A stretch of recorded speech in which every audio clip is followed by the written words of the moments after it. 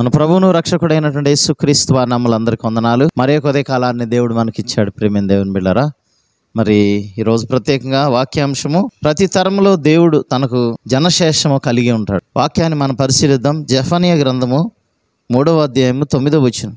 అప్పుడు జనులందరూ యెహోవా నామమును బట్టి ఏకమనస్కులై ఆయనను సేవించినట్లు నేను వారికి పవిత్రమైన పెదవులను ఇచ్చేదను. ప్రియమైన దేవుని బిడ్డలారా, మరి దేవుడు తెలియజేస్తా ఉన్నాడు, ప్రతి తరాల్లో కూడా తనని సేవించడానికి ఏర్పాటు చేసుకుంటాడు. దావీదు అంటాడు, నా తరం వారికి నేను సేవ చేసి నేను ముగించాను అని అంటాడు. తన తరంలో ఉన్న వారికి తను సేవ చేశాడు. దేవుడు ఒక బాధ్యతను అప్పగించాడు దావీదుకి, రాజుగా ఉండమని. ఆ ప్రజలందరికీ సేవ చేశాడు. ఆయన తన జీవితాన్ని ప్రభు కోసం అంకితం చేశాడు. వాక్యం ధ్యానించే విషయంలో, దేవుణ్ణి స్తుతించే విషయంలో ఆయన అన్నిటికంటే పై మెట్టులో ఉన్నాడు. అంతేకాదు తన కుమారులకు కూడా వారిని అభ్యసింపజేశాడు. ఆయన మరి తన కుమారుడైన సొలొమోనుకి చివరి దినాల్లో ఆయన పిలుచుకుని, లోకులు నేను ఎక్కడికి వెళ్తా ఉన్నానో, లోకులు ఏ విధంగా వెళ్ళిపోతూ ఉన్నారో ఆ విధంగా నేను కూడా వెళ్ళిపోతూ ఉన్నాను, అనగా ఈ లోకం విడిచి వెళ్ళిపోతున్నాను. కాబట్టి నువ్వు దేవుని మాటలను, దేవుని లేఖనాలను, లేకపోతే దేవుని ఆజ్ఞలను విస్మరించకుండా వాటిని అభ్యసింపజేసి నువ్వు నమ్మకంగా ఉండమని తనకు తెలియజేశాడు. తన కుటుంబానికే కాదు ప్రియులారా, తన దేశానికి కూడా అట్టి గొప్ప సేవ చేసి తన జీవితాన్ని ముగించుకున్నాడు. అట్లాగే మనం ఈ తరంలో ఉన్నాం, ఈ 21st సెంచరీలో మనం ఉన్నాం. మరి ఇప్పుడు మనం, దేవుడు మనకి భాగ్యాన్ని ఇచ్చాడు. ఈ తరంలో ఉన్న మనము మన దేశ ప్రజలను కానీ, లేకపోతే ప్రపంచంలో ఉన్న నలుమూలలో ఉన్న ప్రజలను కానీ మనం రక్షించడానికి ప్రయత్నం చేయాలి.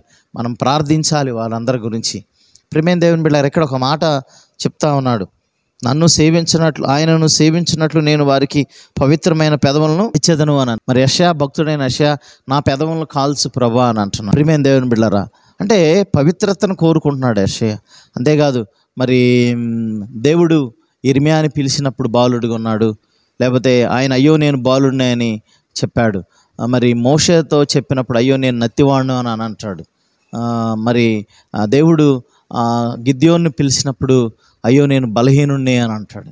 మరి అయినప్పటికీ నేను మీతో ఉంటాను అని దేవుడు వారికి వాగ్దానం చేసి నడిపించాడు. కనుక ప్రియమైన దేవుని బిడ్డలారా, దేవుడు ఎల్లప్పుడూ మనకు తోడుగా ఉండే దేవుడు కనుక మనము ఆయన సేవకులుగా, ఆయన సేవ చేసేవారిగా ఉండాలి.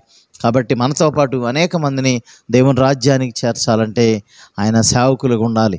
మరి ఆయన మనకి తలాంతులు ఇచ్చాడో వాటిని ఉపయోగించుకుని బలానమ్మకమైన మంచి దాసుడని ప్రభు వద్ద మనం గొప్ప ప్రతిఫలం పొందుకోవాలి. ఆ రీతిగా మనం ఈ నేటి తరంలో మనం ఉన్నాం కనుక ప్రియులారా, మన తరం వారికి మనం సేవ చేసి మన జీవితాలని ముగించాలి. పౌలు కూడా అంటాడు కదా, నా పరుగు కడముట్టించాను, మంచి పోరాటం పోరాడానని అంటున్నాడు.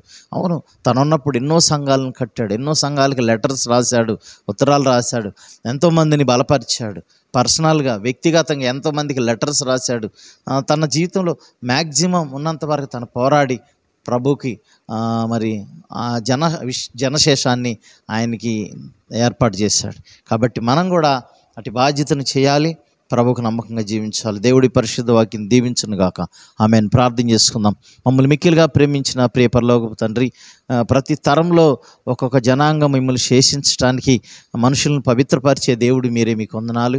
నేటి తరంలో మమ్మల్ని మీరు పరిశుద్ధులుగా చేసినారు కాబట్టి, నీతివంతులుగా చేసినారు కాబట్టి ఈ వాక్యమును ప్రకటించుటకు, తద్వారా అనేక మందిని నీతి వారి వైపు నడిపించడానికి, మీ సేవ చేయటానికి నీ కృప చూపించండి. బలహీనమైన మమ్మల్ని మీరే బలపరచమని, భద్రపరచమని, వాక్యంతో నడిపించమని యేసు పరిశుద్ధ నామమున అడిగి వేడుకొని ప్రార్థన చేస్తున్నాం తండ్రి. ఆమెన్. మన తండ్రి అయిన దేవుని ప్రేమ, ప్రభువైన యేసుక్రీస్తు కృప, పరిశుద్ధాత్మ సహవాసం చేరుమనకును సకల పరిశుద్ధులకి ఎల్లప్పుడూ తోడే నడిపించును గాక.